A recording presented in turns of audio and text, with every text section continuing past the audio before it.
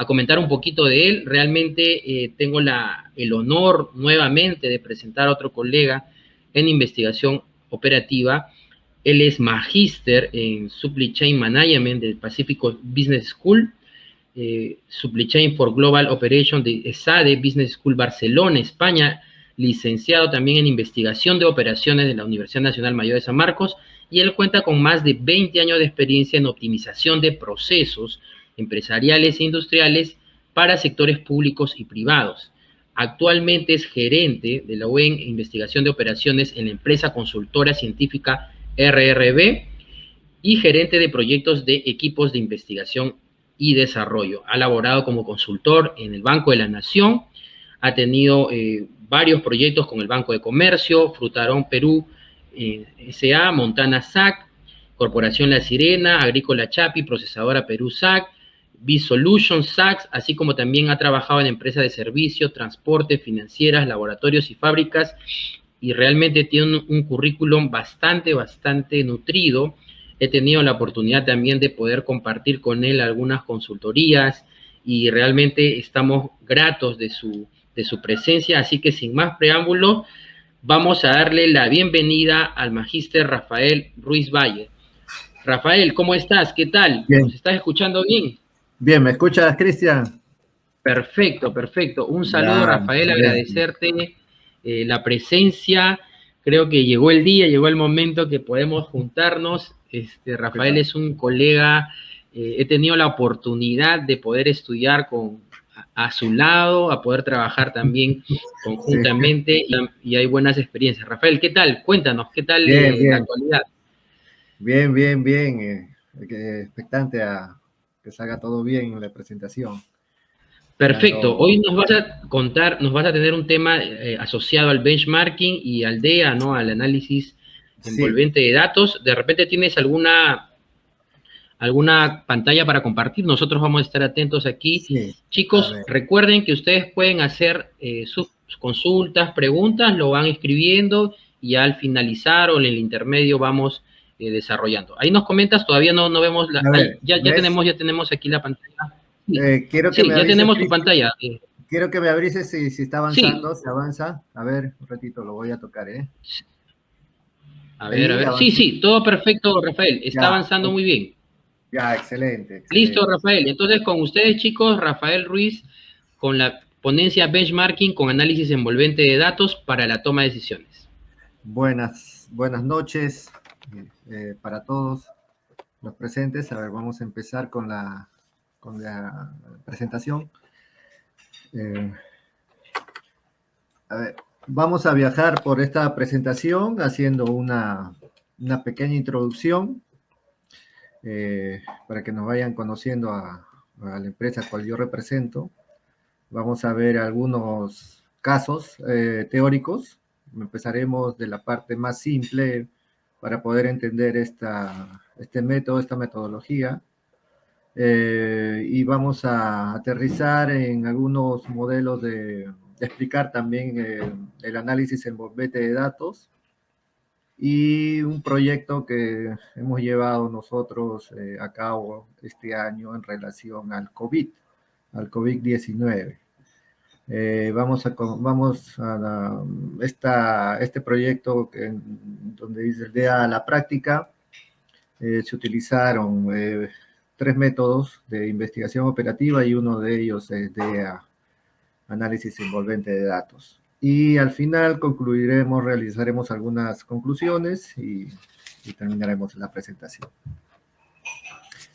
Bueno, quien les habla es el gerente de la Unidad Estratégica de Negocios, Investigación de Operaciones, de la empresa consultora RRB Engineering Operations Research de capitales peruanos. Nosotros ya tenemos en el mercado 12 años de experiencia en el mercado peruano y desde el año pasado hemos entrado al mercado estadounidense. Como ven ahí, son algunos de nuestros clientes, pero son empresas financieras, bancos, agroindustrias, de servicios, de transporte, etcétera, ¿no? Hemos aplicado ya varios modelos de investigación operativa dependiendo al problema que nos convocan nuestros clientes. Nosotros nos formamos como la organización, lo vemos de una manera celular, o sea, lo vemos tal cual vemos, el nivel estratégico es el centro de esta célula, siguiendo el nivel táctico y el operativo, ¿no? Y envuelve a todos ellos, a todos esos niveles, investigación y desarrollo. Formamos 4 unidades estratégicas de negocio, en el cual cuando nos convocan los clientes y para poder observar de distintas perspectivas los problemas, convocamos a un representante de cada unidad. ¿Sí? La unidad de medio ambiente, unidad de ingeniería y sistemas informáticos, la nueva que es de servicios generales y la de investigación operativa. Se presentan estos problemas. Y todos los proyectos que nosotros realizamos cruzan transversalmente la organización, ¿sí? O sea, están involucrados los 4 unidades en todos los proyectos, ¿sí? Porque con ello vemos nuevas oportunidades y vemos la manera de poder desarrollarlos de una manera holística a la organización al cual nos está requiriendo los servicios, ¿no? Más adelante les voy a presentar un proyecto del Banco de la Nación que hemos realizado acá, ¿no? En relación al tema. Como enfoque que nosotros damos, especialmente quienes hablan, desarrollamos software en el cual es transparente la utilización de esos software a la medida en el cual el usuario final o el cliente solamente ve la parte de sistemas comerciales, puede ser Visual Basic o .NET, etcétera, ¿no? Pero debajo de ellos se ejecutan distintos tipos de software, ya sean software matemáticos o estadísticos, etcétera, ¿no? En el cual ellos, los clientes, solamente aprietan un botón y se ejecuta por debajo de la plataforma del desarrollo del sistema y solamente les aparecen los resultados. Como les decía, dependiendo del problema, podemos usar Julia, Python, R, etcétera, etcétera. ¿Sí? A ver, vamos a introducirnos en el tema de análisis envolvente de datos. Los iniciadores en este tema que vamos a hablar es Charles, Cooper y Ruth. Ellos, en base a los estudios de James Farrell, desarrollaron el modelo de ACCR, que es un modelo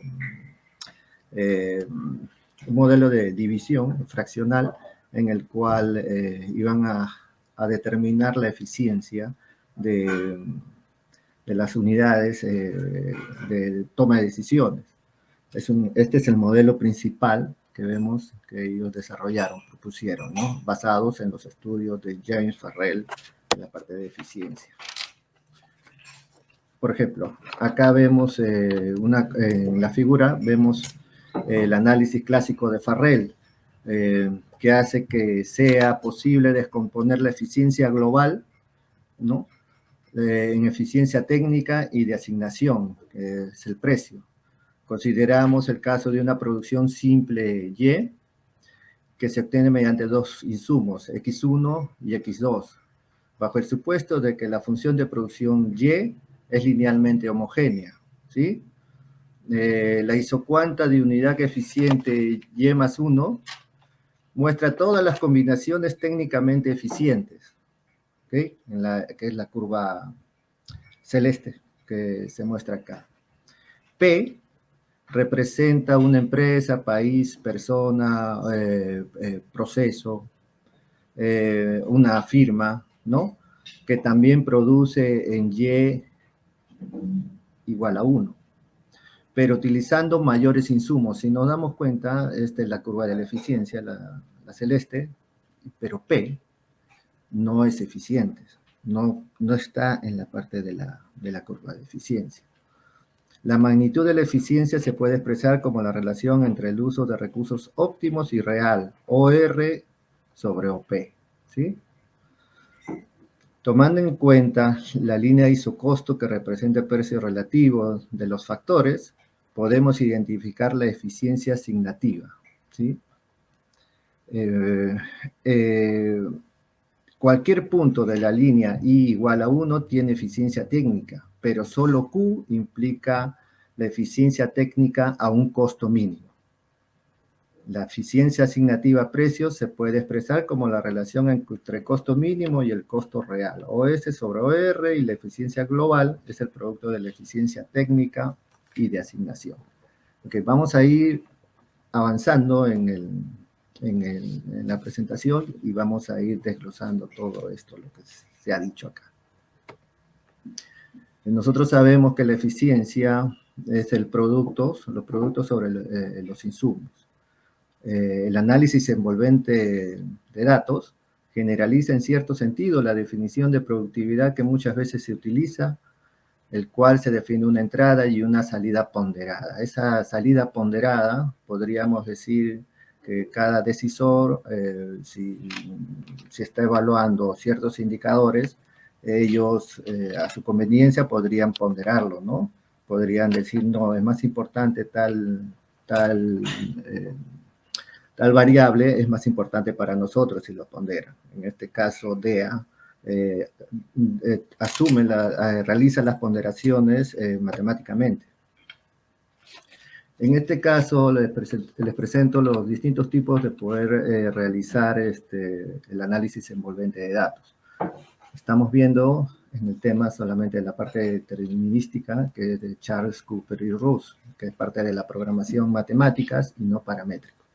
Podemos ser los paramétricos, tomando las estadísticas y ser los estocásticos también. O sea, hay varias maneras de poder hallar la curva de eficiencia para poder determinar este problema, ¿no? Que vamos a enfocar. Debemos tener en cuenta que DEA hay que saber algunas definiciones. Una de ellas es el DMU, que es las unidades de toma de decisión. Como les decía inicialmente, podemos hacer benchmarking a través de personas. No podemos comparar entre personas. Podemos utilizar DEA. También podemos hacer DEA a nivel de empresas. También puede ser DEA a nivel de procesos o agencias, en este caso de agencias bancarias o países, etc. O sea, la única condición es cuando tú tomes tus DMU, tanto los ingresos como las salidas tienen que ser homogéneas y deben ser mayor a 0. Si no, el modelo no se ejecutaría.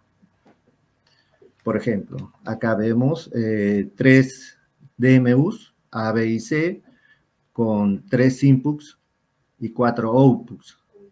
Todos estos DMUs deben tener, por ejemplo, no pueden tener solamente 2 inputs y acá 4 outputs. No entraría en el análisis. O sea, tiene que haber uniformidad de datos, como le decía, mayor a 0, ¿no? ¿Y qué es el benchmarking? Es un proceso continuo por el cual se toma como referencia los productos, servicios o procesos de trabajo de las empresas líderes. O sea, tratamos de compararnos con las empresas líderes y mejorar, ¿no? Y posteriormente realizar mejoras e implementarlas. Ese es el benchmarking.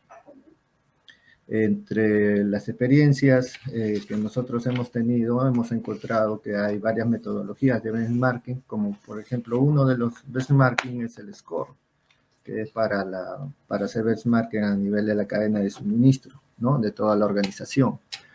Este es un comparativo, hay ciertas indicadores de referencia de las mejores prácticas en las empresas, están numeradas, uno lo valora y trata de decir esta metodología del SCORE, de decir bajo esa ponderación en qué niveles nos encontramos en comparación con las mejores prácticas, ¿no? Nos estamos comparando. Sin embargo, el análisis envolvente de datos es distinto. Agarra los datos observados y trata de ubicar entre todos ellos, de ese universo, cuáles son los mejores. Sí, es un más duro, más cuantitativo, ¿no? Me parece que el modelo SCORE es un poco más subjetivo. Y podría ser, como ya había nombrado, que a la hora de hacer unas comparaciones, los administradores o los empresarios toman ciertos pesos o valoran ciertos indicadores a la hora de compararse según la conveniencia. Por ejemplo, uno puede decir el área de ventas es mucho más importante, no sé, la cantidad de personas o clientes que estoy ubicando, ¿no? Entonces, va en contra de los otros indicadores, lo cual el modelo análisis de envolvente de datos no es así, sino los pondera todos entre sí, ¿no? Ahora vayamos a los casos. Vamos a ir primero del más simple a lo más complejo. El más simple es el caso de un input y un output, ¿sí? Acá vemos que tenemos las ventas, que son los outputs, y el número de empleados, que son los inputs. Tenemos 4 DMUs, 4 unidades de decisiones, ¿no? Con sus respectivos datos.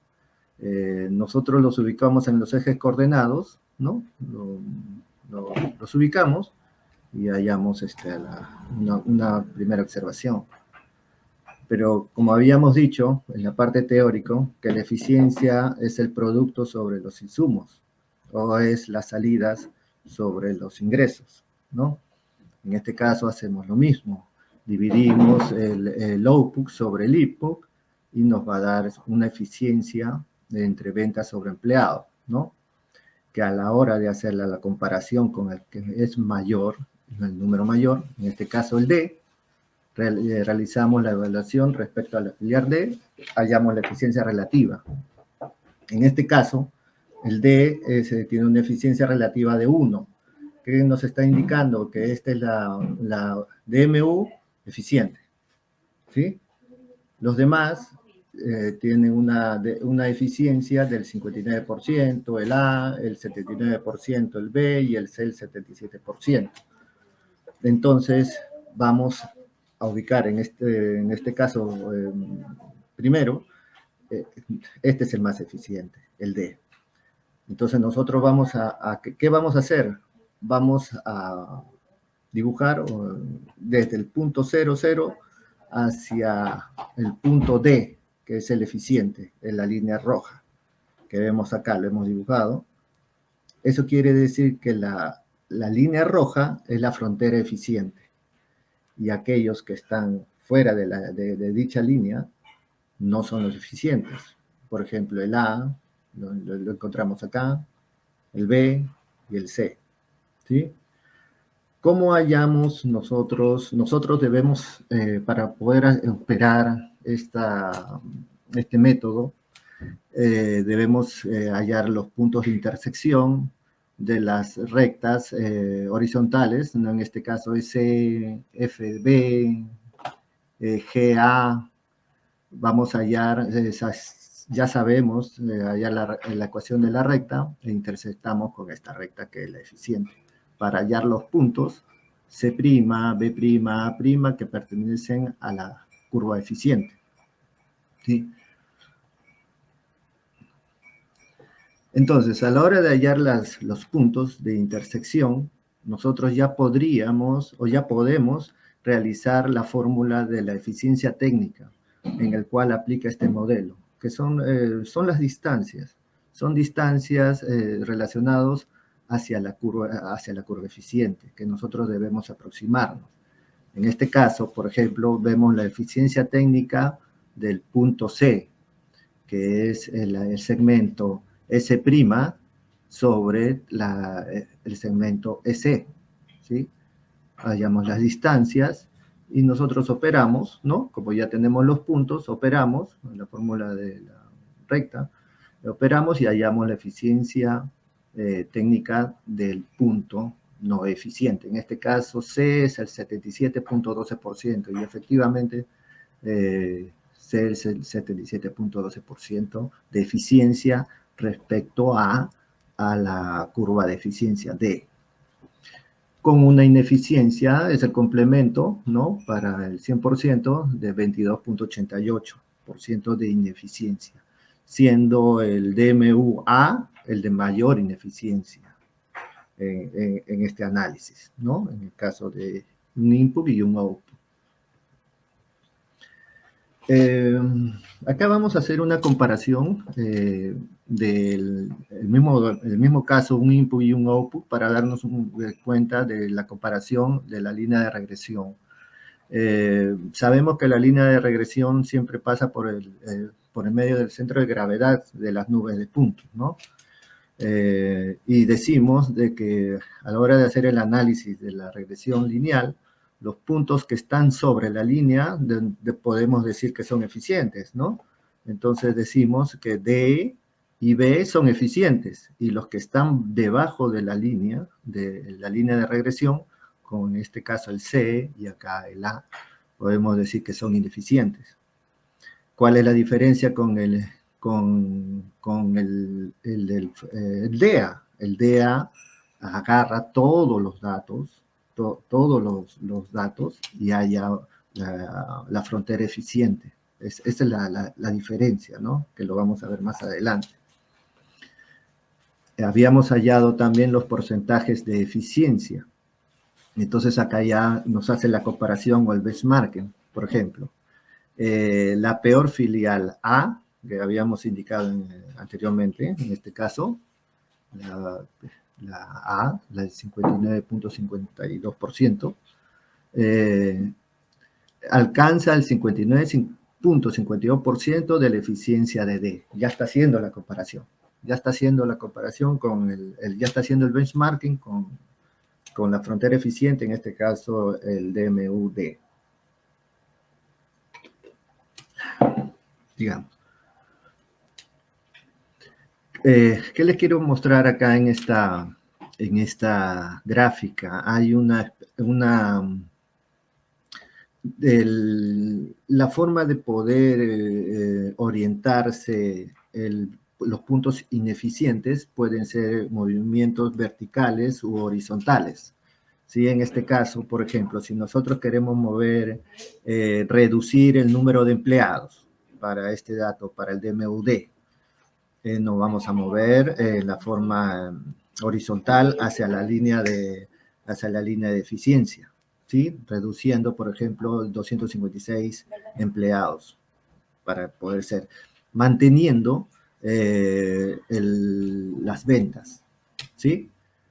Por ejemplo, si nosotros queremos hacer el movimiento vertical, donde va a ser un movimiento de las ventas, vamos a incrementar las ventas, pero manteniendo el número de empleados. También podemos llegar a la curva de eficiencia. ¿Sí? Ese movimiento vertical se le conoce como orientación hacia el output. Y el horizontal tiene una orientación hacia los inputs. Si nosotros hacemos la combinación de input-output, vamos a hacer un movimiento input-output, vamos a poder llegar a la eficiencia en el segmento C1 hacia D. Ya todo este segmento podemos también hallar la eficiencia, ¿sí? Por ejemplo, el punto C2. Ese movimiento se llama, ha sido orientado hacia el input y el output, ¿ok? Ahora vamos a ver un caso de un input y dos outputs. Vemos acá 6 DMUs. Vemos que tenemos las variables de número de empleados, es un input, y un output, venta de vehículos, y las órdenes de trabajo es el segundo output. ¿Cómo hacemos la división? 1 a 1, ¿no? O sea, el output I1 sobre X, el número de empleados, y el output Y2, el órdenes de trabajo por taller, sobre el número de empleados. Y hallamos esas divisiones, ¿no? Graficamos en los ejes coordenados, pero ya nos estamos dando cuenta más o menos quiénes podrían ser los eficientes. En este caso, la primera relación, el 3.5 puede ser la E, ¿no? y el 4, el A. Pues son los candidatos a ser eficientes. Y efectivamente, ¿no? A la hora de aplicar la fórmula de la recta, ¿no? De las que habíamos indicado anteriormente, hallamos que el concesionario o el DMU A y E son los eficientes, ¿sí? Entonces tenemos acá la eficiencia técnica de A, que es 1, y la eficiencia técnica del E, que encontramos acá. Unimos estas dos rectas, estos dos puntos, perdón, y prolongamos la curva hacia un punto en el cual, desde el punto de intersección, pasamos por los puntos de las DMU no eficientes. Desde el origen cero, por ejemplo, vemos acá en el caso de, pasamos la recta y llegamos hasta un punto en el cual de la recta eficiente. Hacemos, por eso tiene la característica de este modelo de ser envolvente. Graficamos la vertical del último punto y también la horizontal, y lo hacemos envolvente. Este es el sentido de envolvente. Y que todos los puntos no eficientes, todos los DMU no eficientes, vamos a trasladarlos hacia la curva eficiente. ¿Sí? Ese es el sentido.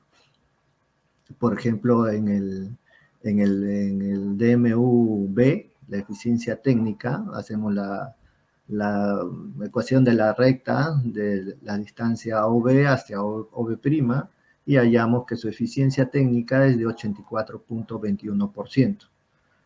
Eso quiere decir que tiene un 15.79% de ineficiencia, ¿sí? Y así vamos hallando los demás puntos. En este caso, y de la misma manera, dos inputs y un output, ¿no? Realizamos las divisiones 1 a 1, ¿no? Manteniendo que las ventas es un solo output, pero los dos inputs, ¿no? En este caso, igual, dibujamos los puntos, hallamos las eficiencias, EF, realizamos la horizontal y la vertical y hacemos la envolvente. Y aquellos que están fuera de la curva de eficiencia, lo trasladamos para poder hallar su eficiencia y por ende su ineficiencia, con la misma fórmula que nosotros habíamos visto anteriormente. ¿Ok? Esos tres modelos son muy simples de poder analizarlos y poder graficarlos, pero en la vida real no es tan simple las cosas. Podemos usar muchos inputs, outputs o indicadores para poder tomar decisiones en este modelo. Por ejemplo, podemos hacer M inputs y N outputs, ¿no? Es bien grande el problema. Entonces, ¿cómo lo identificaron Charles, Cooper y Root? El modelo fraccional, ¿no? H sub 0 es la eficiencia. Acá vemos la cantidad de outputs con un peso, que cada uno tiene un peso. De igual manera, el peso de los inputs, y acá vemos las cantidades de inputs en las cuales vamos a analizar.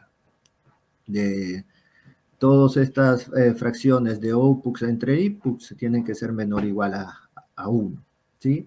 Y estos son los DMUs, o las unidades, con unos pesos, bueno, los pesos y los inputs tienen que ser mayores o igual a un épsilon, que es un infinitésimo no arquimedeo. Entonces, ese es lo que ellos propusieron. Como les decía, el modelo de CCR es un modelo fraccional. Con ciertas operaciones se introdujo en este modelo una restricción de normalización que vemos acá. Y donde se anuló el denominador de este modelo, en el cual ya nos dio el modelo de programación lineal, que en investigación operativa lo trabajamos mucho, donde se encuentra en la parte superior es la función objetivo y las demás son las restricciones, ¿no? Las restricciones. Y también acá añadir de que todas las variables, los y y los x, los outputs o los inputs, tienen que ser mayores o igual a 0. ¿Sí? Por ejemplo, acá vemos 2 inputs y 2 outputs, ¿no? Vemos a 6 DMUs y tenemos un input de número de empleados, depreciación, ¿no? Depreciación, número de vehículos y número de órdenes de trabajo. Acá lo que les estoy mostrando es que por cada DMU, o sea, 6 DMUs, se tiene que hacer los modelos, ¿sí? Por ejemplo, acá le muestro la eficiencia del DMU-A, el modelo de programación lineal para el DMU-A. Vemos acá los outputs, que son 14 y 20, 14 y 20, y los parámetros de los inputs tienen que ser igual a 1, 8, 8 a 1. Y esta parte es toda la tabla, en los datos observados que se muestran, que estamos analizando, ¿no? Y que casi no varía. Lo único que varía son los outputs, los pesos de los outputs y los pesos de los inputs. Acá, por ejemplo, en el DMUF tenemos 24 y 30 como los outputs. A ver, 24 y 30. Y los inputs, los pesos de los inputs es 18 y 20. Y todo lo demás es lo mismo. O sea que tienes que hacer el modelo de eficiencia del DMU A, B, C, D, E y F por cada uno de ellos para poder analizarlo y sacar su eficiencia técnica. Estos modelos, modelos para nosotros pues lo podríamos haber hecho en Lingo, o en cualquier otro lenguaje de programación, pero nos pareció muy útil utilizar el RStudio. Ahí hay un utilitario del RStudio que se llama DEAR, que a través de un script podemos ejecutar y nos bota todos estos datos. Como vemos acá en la parte derecha de la presentación, son los resultados de los scripts del programa que se ejecutó del RStudio, ¿sí? Donde vemos acá, bota las eficiencias, ¿no? Todas las eficiencias, B y E son los eficientes y los demás no. Nos muestra también los lambda, ¿sí? Que nos permite para poder hacer los cálculos y las holguras, ¿no? Okay. Acá también nos muestra el programa del RStudio, los concesionarios ineficientes y los lambdas, o sea, el conjunto de referencia, el B y E, al cual nosotros vamos a hacer el benchmarking. Vemos también, nos permite ya, en referencia a esos datos que nos da el software, RStudio, podemos hallar los valores objetivos, ¿no? Valores objetivos, calcular los valores objetivos en relación a los valores observados. También nos muestra este software o podemos hacer los cálculos de la mejora potencial. ¿Cuánto es posible realizar la mejora potencial de uno de los indicadores? ¿En cuál de los inputs relacionados con los outputs?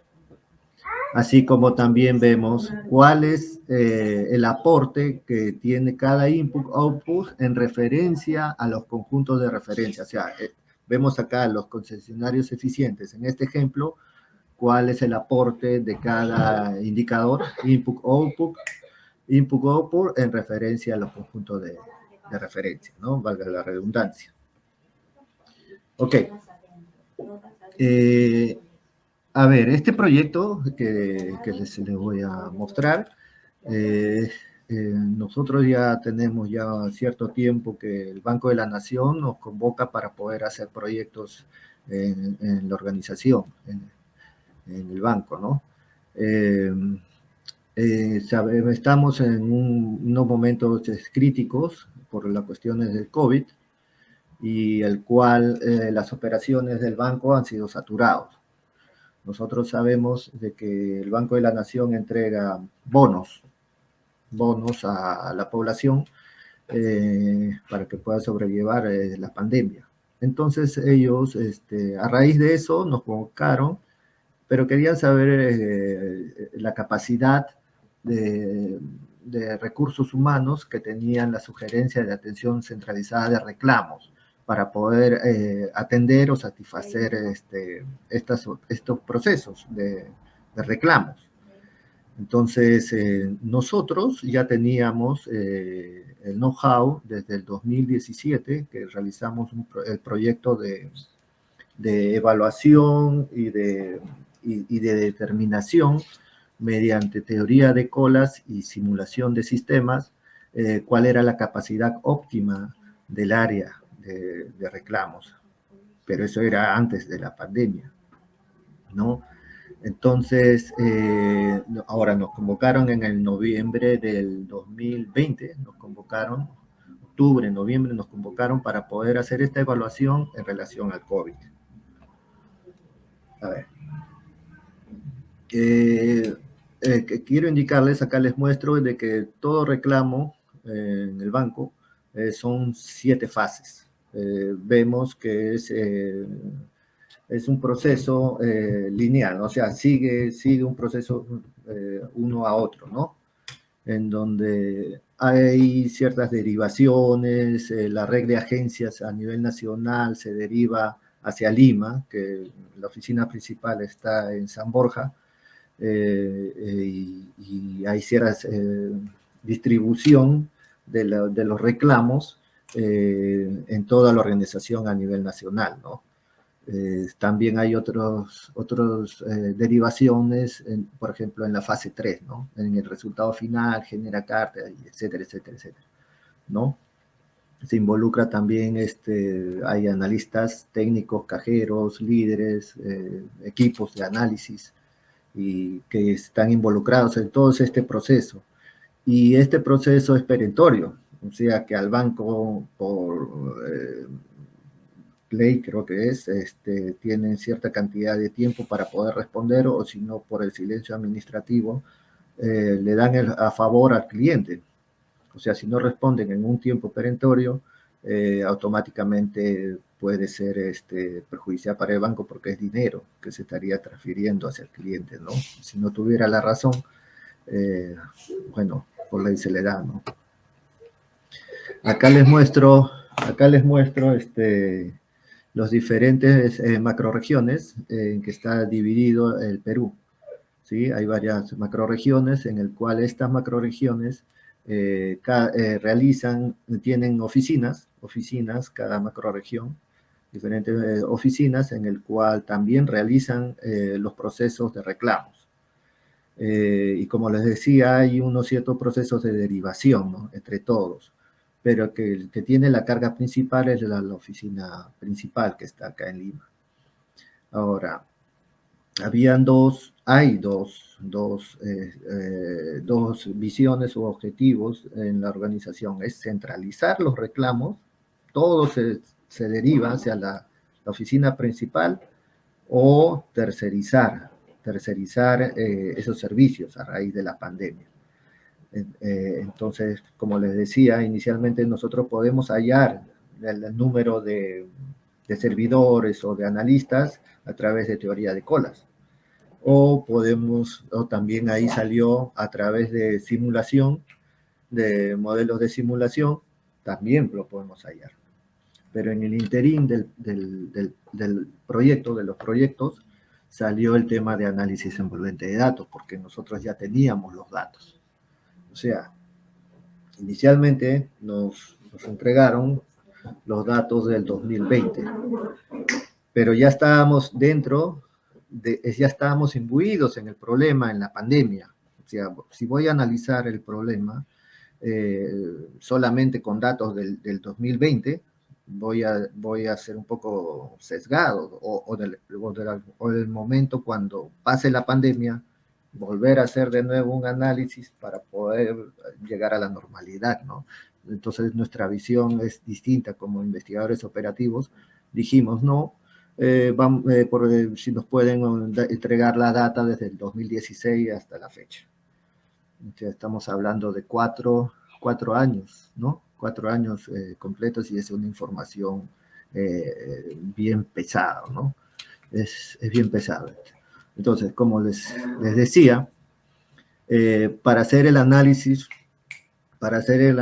de estos datos, nos sirvieron para hacer el análisis de teoría de colas, nos sirvió también para poder alimentar nuestros modelos de simulación y formar escenarios, y también nos sirvió para hacer el análisis envolvente de datos, ¿sí?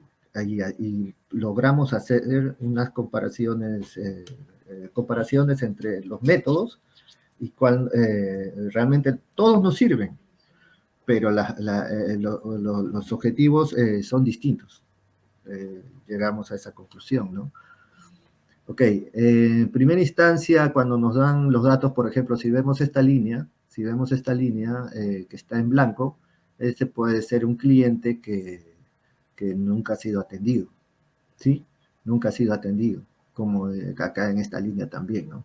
O sea, de ahí ya está perdiendo en la atención y el servicio, y en ser eficientes también la organización. Ok, de toda la información de esos 4 años, 4 o 5 años, nos dimos cuenta, pues, ¿no? El investigador operativo es una persona es un profesional que no solamente debe hacer sus análisis en base a lo que supone, no, si no tienes que tomar decisiones sobre los datos que se le están presentando, ¿sí? Porque era evidente el problema. El problema es evidente de las colas y de las demoras en atender en los reclamos. Sí, pero vamos a mostrarlo estadísticamente, nosotros decimos, ¿no? Entonces nos damos cuenta, por ejemplo, acá las tasas de arribo a nivel nacional en el área de reclamos, sí tiene un incremento sustancial, ¿no? En comparación a los demás, ¿no? Por ejemplo, acá el número máximo de reclamos por día en el 2020 es 1.690, y los demás años antes de la pandemia eran muy bajos, ¿no? En este caso 225 al 2016, 235 al 2017, y aumentó un poco al 2018, pero de ahí cayó a 459 y luego despuntó. Como todos esos datos fueron de más o menos noviembre y diciembre, y sigue la pandemia, estos datos realmente, cuando se averiguó conversando, porque hicimos un corte para hacer el análisis, esto siguió incrementando, ¿sí? Pero ya nos da una idea, ¿no? Una idea del problema. ¿Por qué? Porque el proceso de reclamos son equipos, son 5 equipos.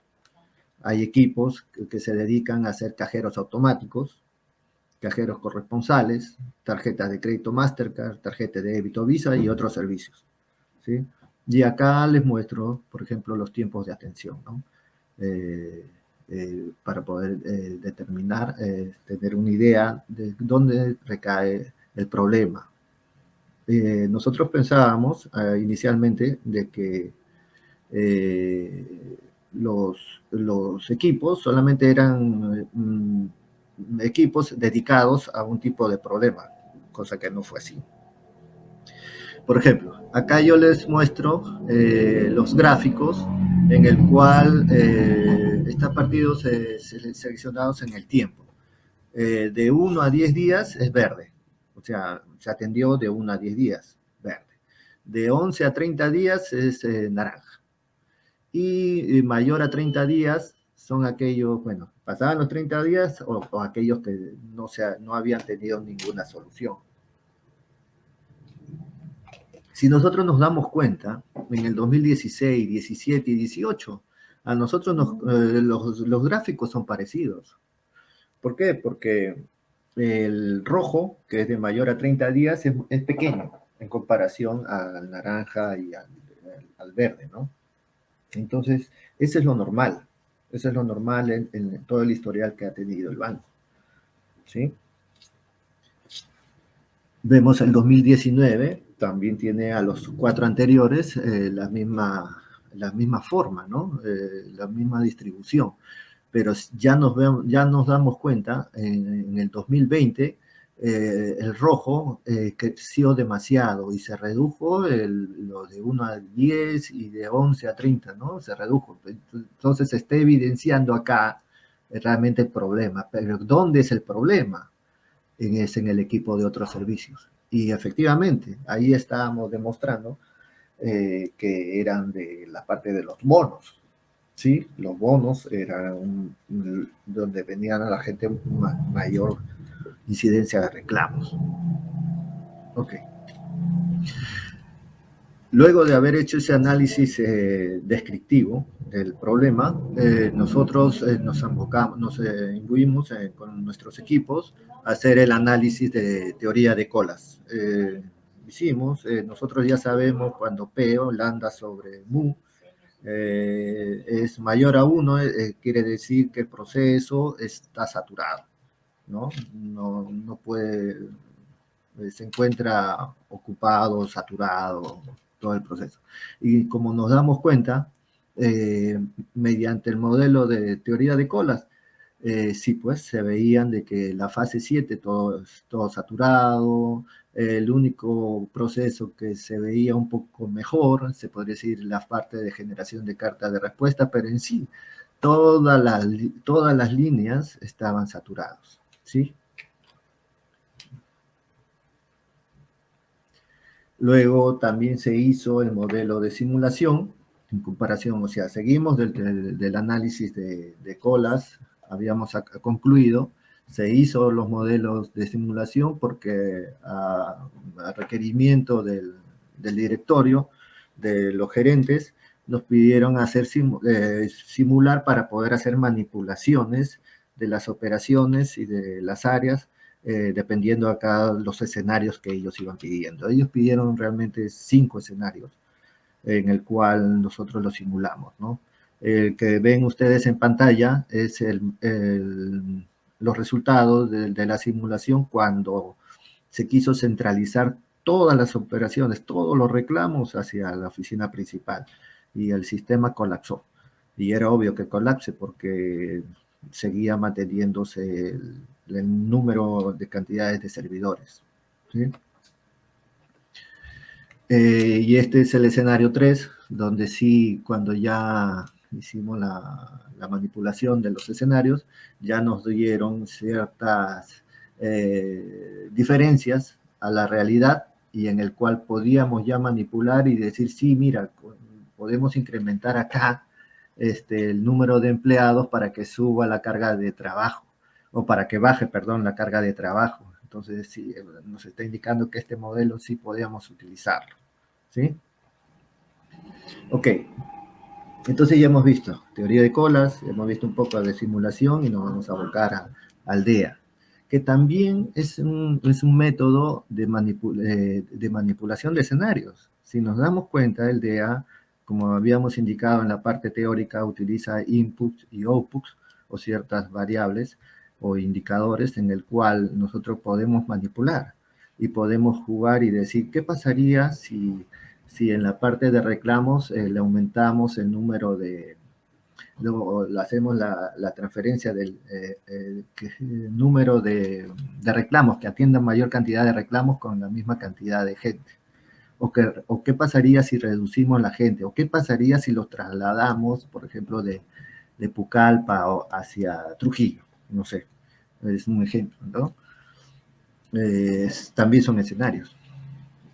Acá vemos, por ejemplo, la data de luego de haber hecho un ranking. Habíamos hecho, esto no son todas las oficinas, sino que son aquellos que fueron depurados que tengan, por ejemplo, mayores de 15 empleados en su plantilla, en la agencia, que sean mayores de 15 o no, o que produzcan mayor número de importe. Y también se fue depurando que los datos que sean mayores a cero. Por ejemplo, en este caso de la oficina principal, en las tarjetas de crédito, ¿no? Se anuló, no entra en el análisis, ¿sí? Pero los demás, por ejemplo, la sugerencia de atención centralizada de reclamos, sí tiene, entonces va. Y así vamos depurando la data para poder trabajarlo en el modelo de análisis envolvente de datos. Ok, entonces quedamos en que el modelo para el Banco de la Nación de análisis envolvente de datos, DEA, es 6 outputs, ¿no? Y 2 inputs, de los cuales esos outputs y esos inputs eran número de empleados, número de reclamos, los inputs, y los outputs eran los números de reclamos atendidos, cajeros automáticos, cajeros corresponsales, tarjeta de crédito Mastercard, tarjeta de débito Visa. ¿Por qué? Esa decisión lo tomaron la gerencia y los analistas porque queríamos evaluar esos equipos, ¿sí? Y acá también otros servicios y el importe, cuánto era de importancia, ¿no? Cuánto de dinero se manejaba en todas estas operaciones. ¿Cuántos DMUs, cuántas agencias u oficinas se evaluaron? Se fueron 23. Quedaron 23 de ese margen, ¿no? Acá vemos, por ejemplo, el modelo de programación lineal de análisis envolvente de datos de Huancayo. Y si mal no recuerdo, creo que es de Trujillo, creo. Acá he duplicado, pero creo que es Trujillo y de Huancayo, pero son distintos. Donde varía, como les decía, es la función objetivo y la primera restricción de linealidad, ¿no? Eso varía y lo demás se mantiene. Este es el script de RStudio, pequeñito. Habíamos hecho manipulaciones en otro software, pero no era muy amigable para la cantidad de datos que se iban a manejar. Por ejemplo, pudimos haberlo hecho en Solver, pero hacerlo uno a uno es muy tedioso. Entonces aplicamos el DEAR. ¿Qué es lo que interesante de esto? Que cada vez que hagan un proyecto, tienen que realizar la instalación del paquete DEAR, llamar a la librería y llamar a las bases de datos para poder ejecutar y hallar los diferentes resultados. ¿Qué nos botó los resultados? Lo que formamos el semáforo, lo que está en verde son los eficientes. Salió que la sugerencia de atención centralizada de reclamos eficiente, la sugerencia de fraude también eficiente, la oficina de Arequipa eficiente, la de Cusco, Tumbes y Juliaca eficiente, ¿sí?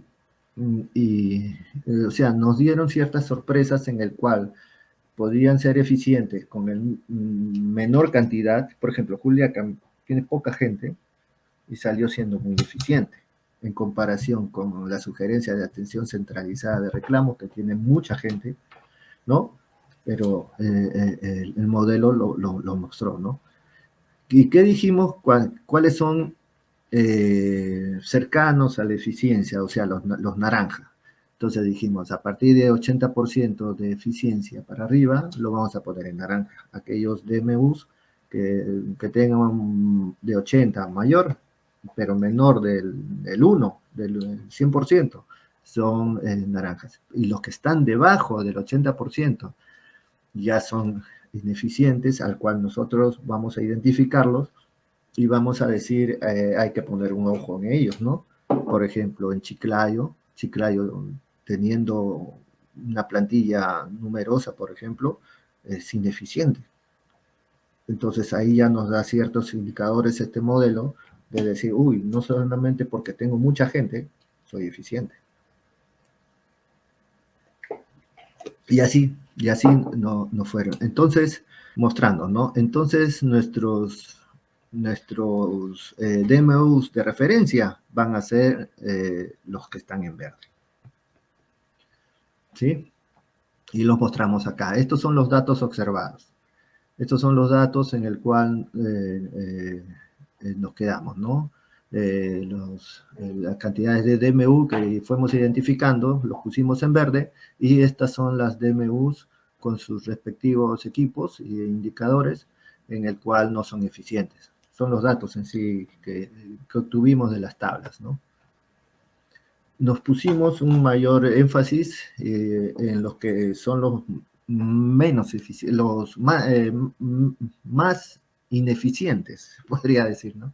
En este caso, Chiclayo, Iquitos, es el 40%, Pucallpa también un 44%, un 48% de eficiencia respecto a los DMUs eficientes, y este un 48% Puno, ¿no?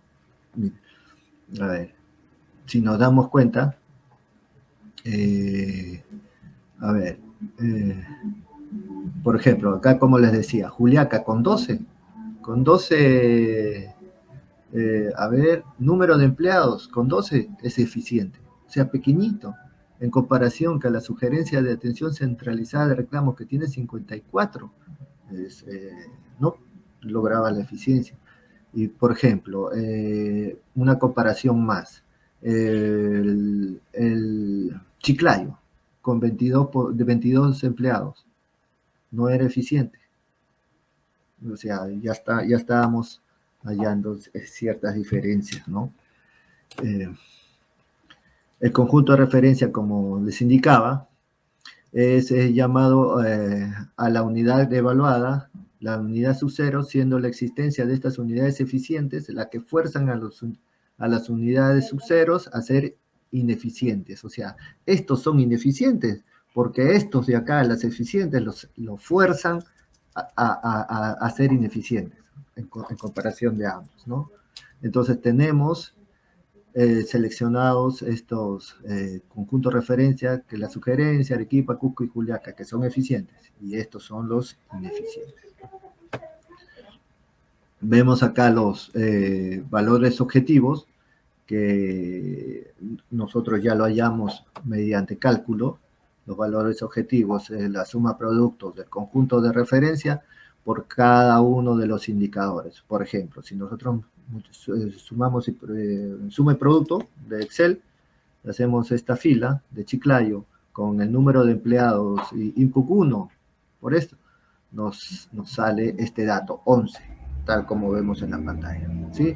De la misma manera, si nosotros queremos hallar de Iquitos el conjunto tarjeta de débitos Visa, multiplicamos Iquitos, el conjunto de referencia, ¿no? El ineficiente en referencia al conjunto de referencia, multiplicamos suma producto y hallamos 347. Estos son los valores objetivos que nos muestra el análisis envolvente de datos.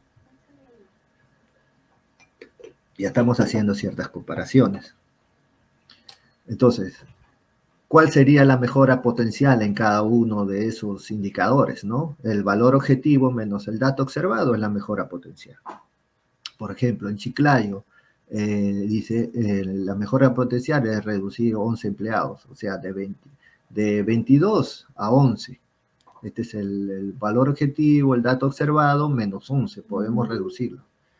Pero como sabemos de que el banco, como siendo una empresa del Estado, no los puedes despedir, entonces, pero sí los puedes reubicar a los empleados. Y lo maravilloso de este modelo es que ya es como si estuviéramos buceando, o es como si nosotros quisiéramos limpiar un charquito de agua llenecito de plantitas, separamos la vegetación y vemos hacia adentro el problema, ¿no? Ya nos está mostrando, cosa que nos dio una gran diferencia y mucho, mucho más detallado que la de teoría de colas y hasta de la simulación.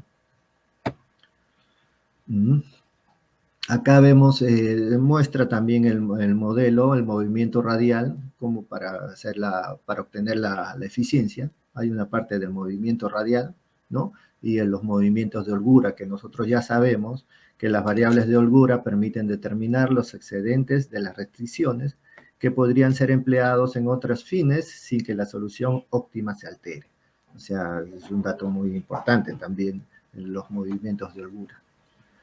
Vemos que también cuál era el porcentaje de la mejora potencial, pero en porcentaje, o sea, cuánto de porcentaje si yo moviera uno de los indicadores en respecto a uno de las agencias ineficientes, impactaría para la toma de decisiones, ¿no? Acá vemos a ver, esta es el conjunto de referencia, el porcentaje de contribución, input-output, por ejemplo, acá vemos de otros servicios de la agencia ineficiente, Iquitos, otros servicios, que es uno de los output, es el 93%. ¿Y cómo se halla? Es la fracción de acá de 0.1487 por 934, ¿sí? Acá vemos 0.14 por 934, que son los DMUs en referencia, son los datos observados de referencia también. El conjunto de referencia por el dato observado. Y hacemos la misma suma producto de los datos observados. Por ejemplo, acá, de acá, suma producto.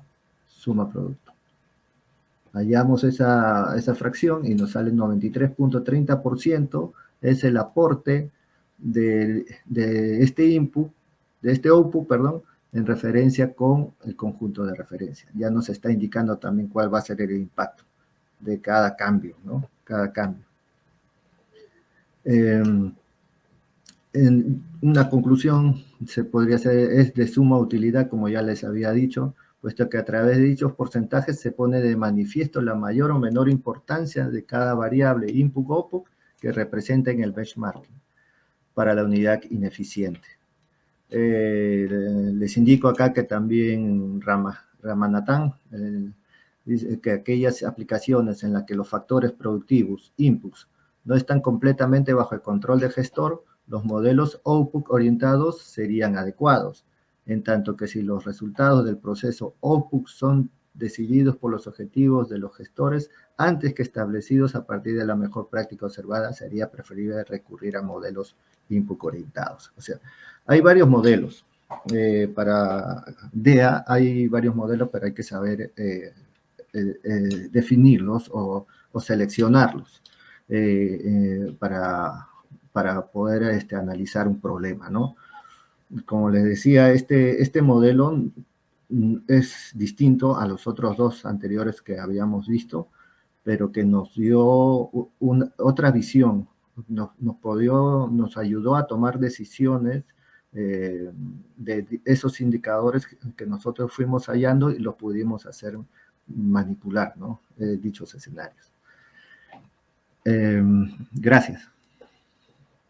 Excelente, Rafael. De verdad, ha sido una experiencia importante la que nos has contado. Has explicado una charla pero magistral desde teoría de colas, programación lineal, simulación, aplicando el modelo DEA. Qué interesante porque realmente esto se está aplicando, ya lo has trabajado en este tema de entidades financieras, se puede replicar en otros sistemas también y ver cómo pues el desarrollo en este tema de investigación de operaciones, el análisis envolvente de datos, aporta a la toma de decisiones, ¿no? Que es lo más vital en una empresa, ¿no? Exacto, y como depende de uno, como profesional, poder utilizar los distintos modelos, ¿no? El investigador operativo se enfoca bastante en el análisis matemático, pero cómo lo aplicamos, ¿no? Cómo lo utilizamos, ya depende de uno, ¿no? Como claro, esa habilidad que uno puede tener para combinar los modelos no es sencillo, no es fácil, y realmente nos has dado una cátedra al respecto. Voy a leerte algunos comentarios, han estado saludando aquí los chicos de Mundo IO, Eder Vargas te manda un saludo ahí, te felicita. Gracias. Por aquí te dice Denis Alba Soto, interesantes aplicaciones de varias herramientas para solucionar el problema del campus. Realmente nos has dado una cátedra excelente de cómo se están aplicando estos modelos. Saludos de Diego Baldión, aquí, excelentes aportes. Grecia Bravo, que estuvo con nosotros como ponente, también nos dice que en pandemia, justo comentabas una parte, ¿no? Que en pandemia se incrementó los reclamos en casi todos los sectores y esto pues hace que este tipo de modelos tome mayor relevancia, ¿no? Exacto, exacto, sí, porque la toma de decisiones ya nos da sustentado, ¿no? Y nos muestra al detalle en dónde podemos incidir para poder hacer los cambios, ¿sí? Eso, Efectivamente, ¿dónde poder comenzar a atacar o dónde tener mayor impacto, ¿no? exacto, sí. María Eugenia nos comenta por aquí, Palma Florian nos dice, muy buen tema, en países de Europa y Asia se usa muy seguido este análisis para evaluar los resultados de proyectos, ¿no? Exacto, O sea, sí. Rafael, no tendríamos por qué envidiarles modelos o formas de desarrollar a los países más desarrollados. No, para nada. Es maravilloso. Yo en el año 2018 estuve en Europa y Sí, conocí empresas y no, ¿para qué? La, San Marcos, que nosotros provenimos de San Marcos, la Facultad de Matemáticas, no tenemos nada que envidiar. Tenemos las herramientas para poder desarrollar por ahí también. Sí, claro. eso. Aquí te manda un saludo Jacqueline Gamboa, excelente exposición Rafael, te manda saludos también. Gracias. Bueno, y nos has explicado varios software además, ¿no? Lo has trabajado también con RStudio, aparte de que nos mencionaste algunos. Jorge Gale nos hace una consulta, si el SPSS podrá ayudar también en el análisis envolvente de datos. No lo he estudiado en ese software. Hay otros, sí, sé que Python, Claro, RStudio, Julia, que eh, incluyen lenguajes de programación, ¿no? exacto, puede ser también el MATLAB, creo que también. Claro, eh, no sé si se está aplicando. SPSS yo también tendríamos que consultar si Sí, tiene ese nivel de programación, ¿no? Posiblemente sí tenga un nivel más detallado y de repente pueda trabajarse también allí. exacto. Carlos Velasco te manda un saludo, dice, excelente exposición, un profesional la carta cabal, te manda saludos ahí. Gracias, Realmente, gracias, Rafael, estamos bastante contentos. Edith Baldión también te manda saludos, gracias. saludos de buenos aportes. Realmente nos hemos quedado maravillados de la aplicación que se está trabajando ya, que se está trabajando y muy contentos aquí la comunidad Mundo IO, no solamente de Perú, están viéndonos de México, de Bolivia, de Ecuador, en Centroamérica, Chile, Argentina, que están presentes. Bien, Rafael, de verdad, contentos nuevamente, agradecidos y de parte de Mundo IO, de esta comunidad de Mundo IO en la Semana de la Investigación de Operaciones, Mundo IO otorga al magíster Rafael Ruiz Valles por su participación como ponente en el tema Benchmarking con análisis envolvente de datos para la toma de decisiones en la Semana de la Investigación de Operaciones en los Negocios, SION 2021, que se está realizando del Gracias, 13 al 19 de septiembre. Realmente, Rafael, muchísimas gracias.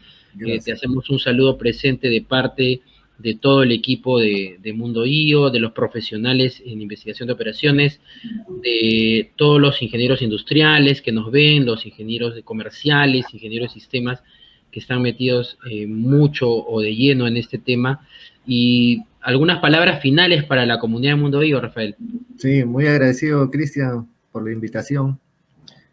Bueno, espero para otra oportunidad también ofrecerles otros modelos, porque realmente en la vida real nos convocan por distintos modelos, ¿no? Tenemos varios modelos en el cual ha sido localización de antenas, optimización el problema de la dieta para la producción eficiente de piensos, ¿no? De comida balanceada, hemos hecho también.